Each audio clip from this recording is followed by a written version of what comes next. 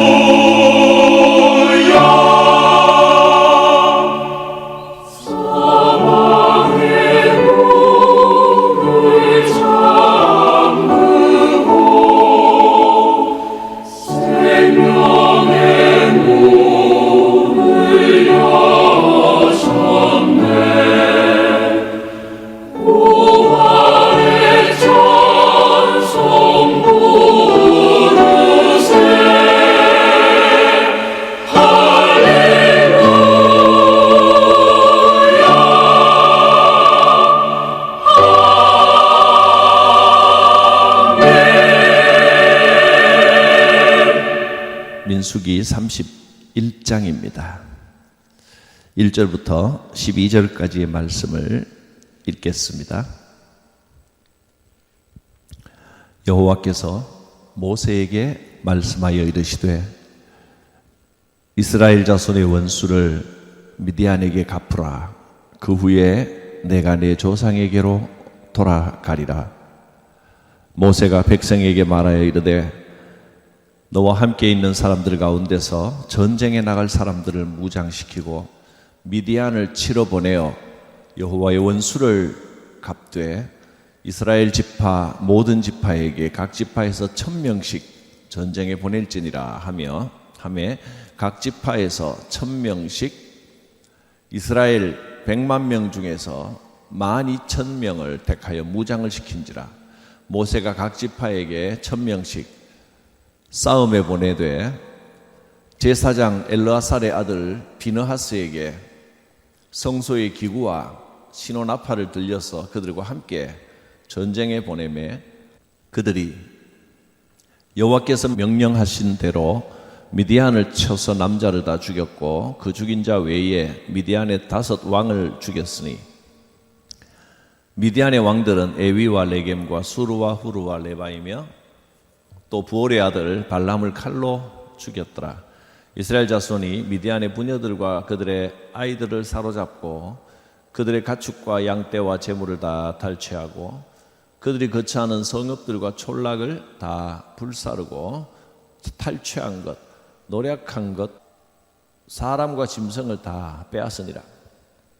그들이 사로잡은 자와 노략한 것과 탈취한 것을 가지고 여리고 맞은편 요단강가 모압 평지의 진영에 이르러 모세와 제사장 엘르아살과 이스라엘 자손의 회중에게로 나오니라. 미디안과의 전쟁을 치르고 이제 승리하고 돌아오는 그런 내용입니다. 각 지파에서 1000명씩, 그래서 전체 12,000명의 군대가 미디안과의 전쟁에 출전을 합니다. 1000명씩 해서 12,000명, 만수입니다. 꽉 채워졌다는 의미를 갖고 있습니다. 하나님의 백성들의 대표로 어떤 거룩함을 상징하는 그런 숫자. 그래서 백성의 대표로 군대가 미디안과 전쟁을 이기고 돌아왔습니다. 우선 이 전쟁이 왜 일어난 어떤 전쟁이냐 하는 겁니다. 이 전쟁은 앞서 25장에서 보았던 부올 사건으로 인하여 시작된 전쟁입니다. 25장에는 비느하스의 창, 이 내용이 나옵니다. 제사장 엘라살의 아들 비느하스가 이스라엘 백성들이 음행하고 우상숭배에 빠지는 것을 보고 전염병이 돌아서 백성들이 고통받고 있는 중에 이스라엘 백성 중에 한 남자가 미디안 여자를 공개적으로 자기 천막에 들어가서 음행한 일을 하는 것을 보고 비느하스가 거룩한 분노에 휩싸여서 창을 들고 들어가서 두 사람을 한꺼번에 창에 꿰어 죽였던 사건입니다. 죄악에 대한 거룩한 분노를 보여주었던 이 부올의 사건, 비느하스의 창이라고 불리는 이 사건이 계기가 됩니다. 25장 17절과 18절에 보면 이렇게 나와 있습니다. 미디안들을 대적하여 그들을 치라. 비느하스의 창 사건이 일어날 때 이렇게 말씀하신 겁니다. 미디안을 대적하여 그들을 치라. 전쟁을 해서 죄의 뿌리를 완전히 뽑아버려야 된다. 그렇게 말씀하신 겁니다. 이 전쟁의 의미를 이렇게 노란 글씨로 적었습니다. 유상숭배와 죄악에 대하여 그 근원을 완전히 제거해내야 됩니다. 그래서 이 전쟁을 치르고 그 다음에 이 전쟁하고 난 다음에 무슨 승전가를 부르고 잔치를 하는 게 아니고 정결의식을 합니다. 깨끗하게 하는 전쟁이고 그 전쟁에서 승리하고 난 다음에 이렇게 정결의식을 거행을 합니다. 여자고 아이고 남녀노소를 절대로 살려두지 말고 다 죽이라 이렇게 명령합니다. 이런 본문을 보면 약간 혼란을 느끼는 경우도 있습니다. 어떻게 아이들까지 다 죽이느냐? 하나님께서 너무 잔인하게 명령하지 않느냐? 이런 생각을 할 수도 있습니다. 그러나 하나님의 뜻은 인간이 그런 방식으로 헤아릴 수 있는 것이 아닙니다. 그들이 전쟁에서 완전히 승리하고 이제 다시 돌아옵니다. 그런데 그들을 맞이하면서 모세가 하는 말을 보면 박수를 치고 잘했다고 칭찬해야 될 텐데 16절에 나무라는 모습을 보입니다. 왜 그들 가운데 여자들은 다 살려두었느냐? 전쟁에서 군대가 승리하면 되지 여자들 살려둔 게 왜 잘못입니까? 근데 모세는 왜 여자들을 다 살려두었냐고 나무랍니다. 그 여자들 가운데서는 죄악의 근원, 죄악의 발단이 된 여자들이 있다. 여자라고 다 살려둘 게 아니고 여자들 가운데서도 죄악의 뿌리가 되었던 여자들은 색출하여 다 없애야 된다는 겁니다. 죄악은 뿌리까지 뽑아내고 근거를 완전히 차단해야 된다. 자, 16절 부월 사건에서 그때 무엇 때문에 전염병이 일어났는지 모르느냐? 백성들이 여호와께 범죄하여 그런 게 아니냐? 그러므로 그 범죄의 근원이 된 모든 자들은 다 깨끗이 끊어 없애야 된다는 거예요. 어떻게 보면 좀 잔인해 보이지만, 근데 죄악을 끊어 없앤다는 그런 관점에서 보아야 됩니다. 여자들 가운데서도 그 죄악에 연루된 사람들은 깨끗이 없애라. 그러니까 이건 지금 영적인 전쟁 중인 겁니다. 승전하고 돌아온 사람들에게 축하와 축복보다 15절에 보면 왜 여자들을 다 살려두었냐고 오히려 화를 내면 나무랍니다. 거룩함의 관점에서 수행된 전쟁이기 때문에 전쟁의 목적은 죄악을 제거하고 거룩함을 회복하는 겁니다. 그러므로 거룩함이 회복되지 않고 무력 전쟁에서만 승리했다면 그건 진정한 승리가 아닙니다. 모세는 그 부올 사건의 근원이 되었던 모든 여자들과 남자들을 다 뿌리 뽑으라.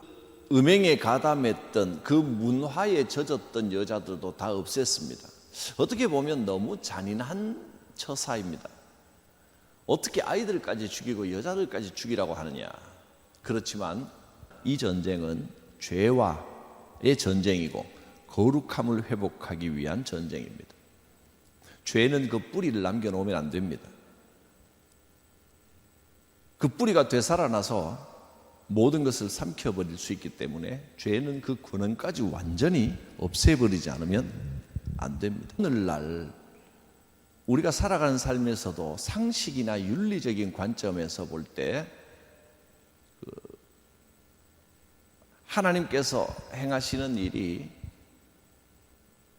이해가 잘 안 되거나 납득하기가 어려운 경우도 있을 수 있습니다. 그러나 하나님께서는 이 전쟁을 상식의 관점이나 힘과 힘의 대결로 보시는 게 아니고 죄와 거룩함에 관한 전쟁으로 보고 계십니다.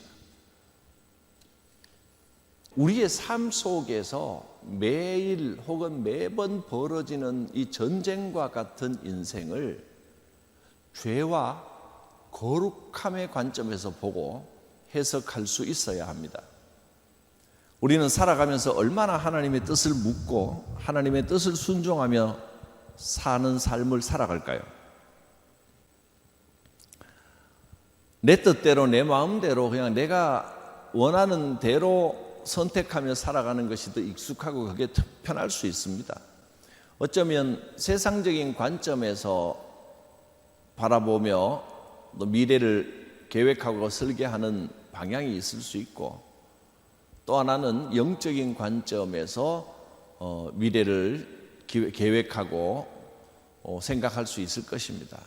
세상의 공중 권세를 잡고 있는 사탄의 문화와의 전쟁입니다. 이 문화적 전쟁은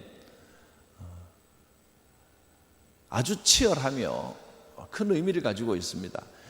이스라엘 백성들은 미디안이 가지고 있는 바알 신앙, 미디안 지역의 바알, 다산 신앙, 풍족하기 위해서는 성적인 문란과 어떤 음행이 만행하는 그런 삶을 살면 풍요로움이 주어진다라고 하는 이런 저급한 종교성, 이런 타락한 도덕, 이런 문화가 미디안에 뿌리 깊게 자리 잡고 있었습니다. 이 전쟁을 하고 난 다음에 잔치를 하고 승전을 축하하는 그런 행사를 하는 게 아니고 이어서 바로 정결 예식을 진행하는 모습을 보게 됩니다.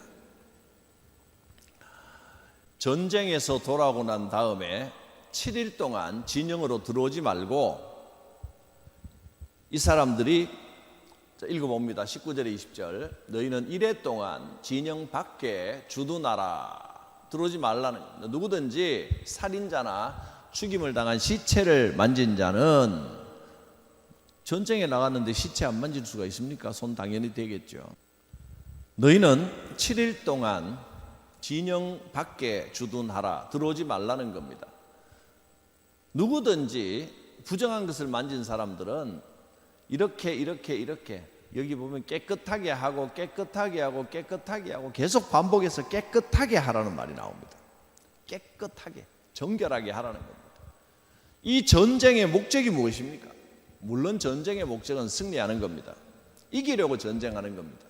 그런데 이긴다는 것이 모든 것을 죽이고 빼앗고 포로 삼고 그런 것만이 이기는 게 아닙니다. 죄와의 전쟁에서는 죽여야 할 죄의 근원들은 마땅히 죽이고 끊어내야 하지만,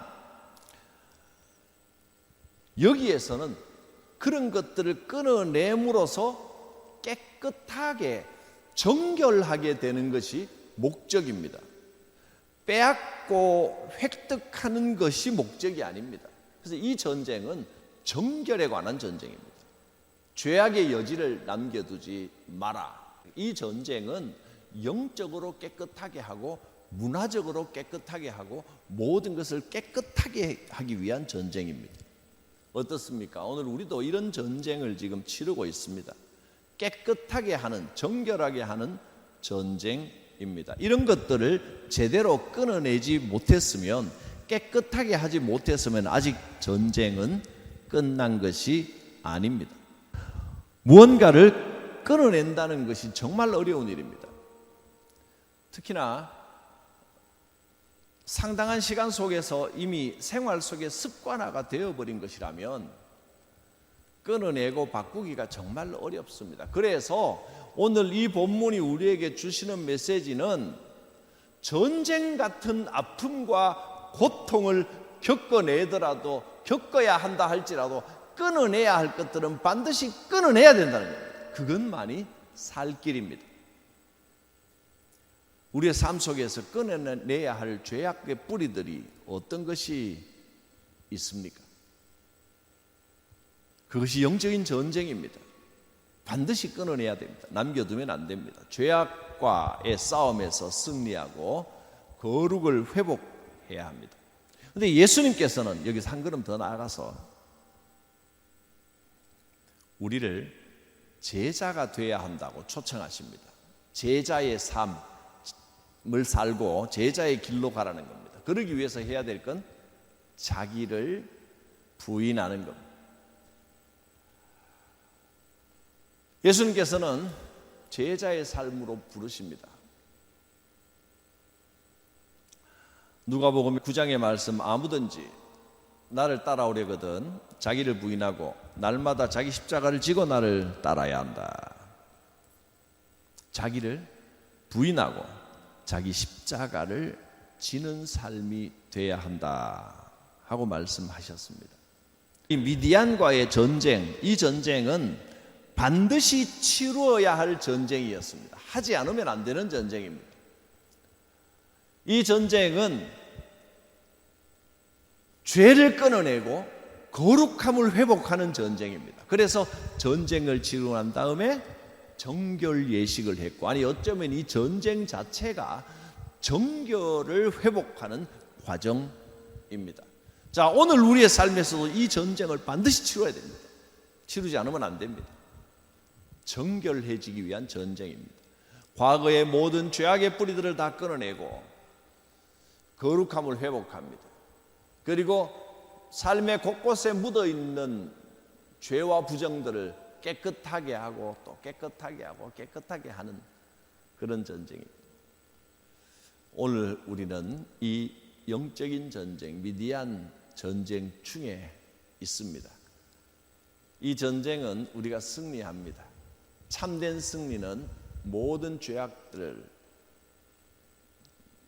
깨끗하게 하고 모든 죄의 뿌리들을 얼마나 제거해내느냐 하는 것이 진정한 승리입니다.